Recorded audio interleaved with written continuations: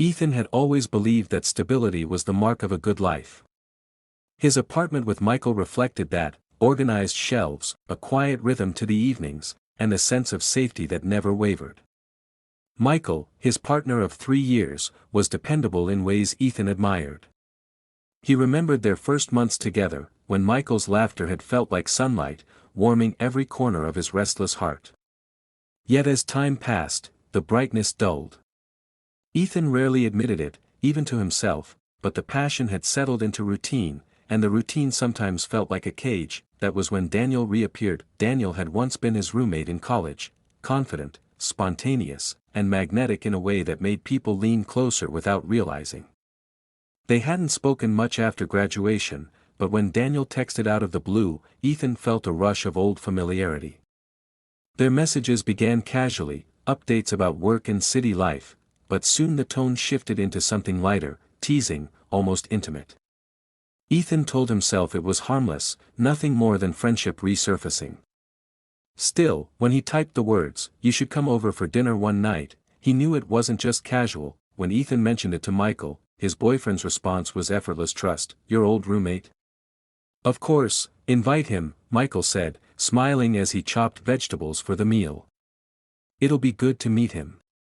The ease in Michael's tone only deepened Ethan's unease. He should have been relieved, but instead he felt exposed, as though the eagerness in his voice when he suggested the dinner had betrayed something. The night Daniel arrived, Ethan opened the door to the same crooked grin he remembered from their college years.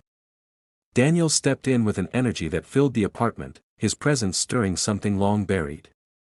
He complimented the space, clapped Ethan on the back with familiarity, and exchanged polite greetings with Michael.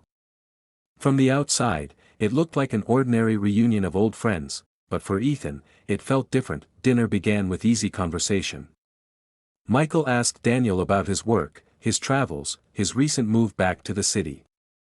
Daniel answered with charm, his voice carrying that same playful rhythm Ethan remembered from late nights in their shared dorm.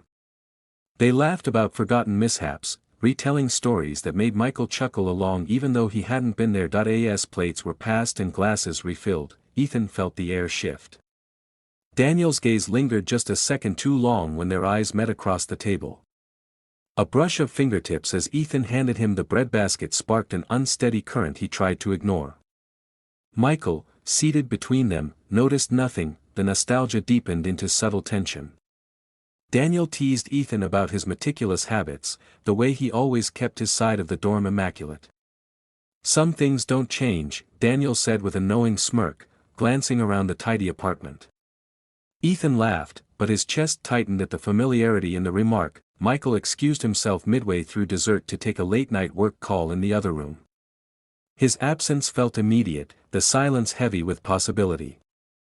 Ethan and Daniel were left alone at the table, candles flickering between them. "Feels like old times," Daniel said, his voice low. Ethan forced a smile, but inside he was unraveling.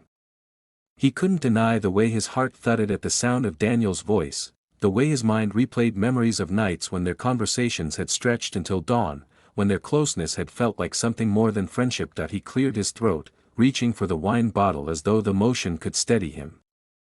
"Yeah," he said, avoiding Daniel's eyes. "Just a lot of memories." Daniel leaned back in his chair, watching him. "Some things never really go away, do they?" The words lingered in the air, unsettling in their truth. Ethan didn't respond. His hand trembled slightly as he poured the wine, the glass filling too quickly, spilling onto the tablecloth. He muttered an apology, dabbing at it with a napkin, but Daniel only smiled, the kind of smile that saw more than Ethan wanted revealed. When Michael's footsteps echoed down the hallway, returning to the room, Ethan's breath caught in his throat. The spell broke, but the tension remained, unspoken yet undeniable. The night continued in polite conversation, but Ethan knew the balance of his world had shifted. Something had begun at that dinner table, quiet, dangerous, and Ethan woke to the soft light of dawn slipping through the thin motel curtains. For a moment, he didn't remember where he was. The quiet hum of the air conditioner, the faint scent of rain-soaked asphalt, and the unfamiliar weight of someone breathing nearby slowly brought everything back. Michael was sitting by the window, fully dressed, staring at the road outside. His expression was unreadable, part fatigue, part contemplation. The tension of the night still hung between them, heavy and unspoken. "Morning," Ethan said, his voice low, hesitant. Michael turned, managing a faint smile. "Morning. Coffee's terrible, by the way." Ethan sat up, rubbing his eyes, grateful for the normalcy of small talk. "I'll survive," he murmured. But inside, nothing felt normal. Michael handed him a paper cup from the small table. "We should get going soon. The client's expecting us before 10. "Right," Ethan replied, focusing on the steam rising from his cup. The silence that followed wasn't uncomfortable, just fragile, as though one wrong word could shatter the thin understanding they'd built overnight. When they stepped outside, the rain had stopped. The air was crisp, carrying the scent of wet soil and pine. Ethan loaded their bags into the car while Michael checked his phone. He spoke briefly with Sophie, his wife, his voice softer than usual. There was a hint of warmth there, but also guilt, the kind that only someone listening closely would notice. Ethan did. As they drove, the world seemed muted. The radio stayed off. The hum of the tires filled the space between them. Ethan wanted to speak, to say something that might ease the quiet, but every phrase felt wrong. Finally, Michael broke it. "About last night." He didn't finish the sentence, letting it hang in the air. Ethan's hands tightened slightly in his lap. "You don't have to explain." Michael glanced at him, eyes sincere but troubled. "I think I do. You're a good person, Ethan. I shouldn't have blurred that line. You were just kind enough to listen." Ethan nodded slowly. "And you were honest. I don't regret that." Michael exhaled, as if relieved but not entirely at peace. "It's strange," he said quietly. "Sometimes you spend years beside someone and still feel unseen. Then someone else looks at you once, and it's like you exist again." Ethan turned toward the window, watching the fields roll by. "Being seen isn't the same as belonging," he said. "Maybe that's where people get lost." Michael didn't reply, but his silence was thoughtful. When they reached the client's office, they both slipped effortlessly into their professional selves. Handshakes, presentations, numbers, all crisp, rehearsed, distant. From the outside, no one would have guessed that beneath their polished composure, something fragile trembled. By late afternoon, the deal was signed. Success, at least in the way the company would measure it. As they drove back toward the city, the mood lightened slightly. They shared small jokes again, the kind that made the world seem simple for a few minutes, but as the skyline appeared on the horizon, reality returned. At the office parking lot, Michael cut the engine. Neither moved to open the door. "I'm transferring to the New York branch next quarter," Michael said suddenly. "I was going to tell the team next week, but you should know first." Ethan blinked, caught off guard. "That's great. A big move." "Yeah," Michael said quietly. "A new start." He looked at Ethan, then really looked, as though memorizing his face. "You'll do fine here, Ethan. You don't need me to guide you anymore." Ethan smiled faintly, though his chest ached. "I learned a lot from you. More than you know." Michael nodded, eyes steady. Then it wasn't all for nothing. They exchanged a handshake that lingered just a moment too long, professional, yet filled with all the words neither dared to say. As Ethan watched him walk away, he realized how little control people truly had over connection. Some bonds weren't meant to last, they were meant to awaken something within, and then fade quietly, leaving lessons behind. Weeks later, an email arrived in Ethan's inbox. A single line from Michael. "Take care of yourself, Ethan. Keep doing what you love, just make sure it still feels like you." Ethan read it twice, then closed his laptop, a small smile touching his lips. He looked out the window of his apartment, the city lights flickering like distant memories. He thought about the drive, the rain, the motel, and how one night had quietly rewritten the way he understood closeness. It wasn't love. Not really. It was something deeper, a mirror held up to the loneliness they both tried to hide. Ethan exhaled, feeling both lighter and heavier all at once. Sometimes, he thought, the people who cross our paths aren't meant to stay, they're meant to remind us who we are when the silence falls. The screen faded to black. "Where have you been?" Mark's voice was clipped, as if Ethan had interrupted something more important. Even through the weak signal, the irritation was unmistakable. Ethan swallowed hard, steadying his breathing. "I collapsed," Ethan said. "I was dehydrated, exhausted. A rancher found me and helped me. I'm safe now." There was a brief pause, followed by an exasperated sigh. "Ethan, you can't just disappear. I've had a long day. I don't have the energy for this kind of drama." The word stung. Drama. As if his collapse were an inconvenience rather than a warning sign. Ethan moved toward the fence line, creating distance between himself and Samuel, who remained respectfully near the barn, giving him privacy without abandoning him entirely. "I wasn't trying to worry you," Ethan said, his voice low. "I needed space. And I needed rest." "You could have told me," Mark insisted.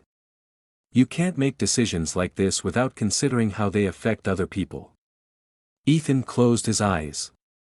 The familiar pattern unfolded, Mark framing himself as the injured party, Ethan cast as the disruption. "Mark," he said carefully, "when was the last time you asked how I was doing? Really doing?" Silence crackled through the line, brittle and telling. "I'm stressed, Ethan," Mark finally replied. "Work's been overwhelming. I can't be everything at once." Ethan's chest tightened, but not with guilt. With realization. "I've never asked you to be everything," he said. "I just needed you to be present." Mark scoffed faintly. "This isn't the time for emotional breakdowns." The words cut deeper than Ethan expected. For months he had carried the weight of their failing relationship alone, convincing himself that patience and understanding would eventually be reciprocated. But the more he listened, the more he recognized the truth he had been avoiding. He was trying to hold together something that only one of them cared to repair. "I think we need to talk," Ethan said, steadying his voice. "Not later. Now." Mark groaned. "Fine. What is it this time?" Ethan inhaled sharply, grounding himself as he looked out across the open fields. The ranch stretched peacefully before him, sunlit, undemanding, honest. The contrast was startling. "I'm not okay, Mark," he said. "I feel alone with you. I feel unseen. And I can't keep pretending everything is fine." Mark's reply came instantly. "If you feel that way, maybe you're the one pulling away." Ethan shook his head, though Mark couldn't see it. "I've been reaching for you for a long time. You just haven't reached back." Frustration crackled through the speaker. "I don't have time for this conversation right now." "For us," Ethan corrected. "You don't have time for us." The line went quiet. Not with reflection, Ethan sensed it, but with dismissal. "Look," Mark finally said, "if you need to stay there for a night, do it. Then come home and we'll figure out whatever you think the problem is." The detachment in his tone hollowed Ethan's chest. The problem. As if their unraveling was a minor inconvenience that could be patched with routine. "I don't think I should come home yet," Ethan said quietly. "I need to understand what I want. And what I deserve." Mark's patience snapped. "So what, is this about that rancher? Did he fill your head with something?" Ethan's breath caught. "Samuel was kind. That's all." "That's how it starts," Mark muttered. "You always get emotional around strangers." The accusation landed heavily, but not in the way Mark intended. Ethan felt something settle inside him, a clarity long overdue. "I'm ending this call now," Ethan said. "We'll talk when you're ready to actually listen." Before Mark could respond, Ethan hung up. The finality of it echoed through him, sharp but cleansing. Samuel approached slowly, boots crunching on gravel. "Everything all right?" he asked gently. "No," Ethan admitted. "But I think I'm finally seeing things clearly." Samuel nodded, folding his arms. "Clarity can hurt, but it's a beginning. Ethan exhaled, the breath shaky but freeing. I don't know what happens next. You don't have to, Samuel replied. Just take the next step. One at a time. The sun dipped lower, casting long shadows across the field. Ethan stood between his past and his possibility, the weight of choice heavy yet liberating.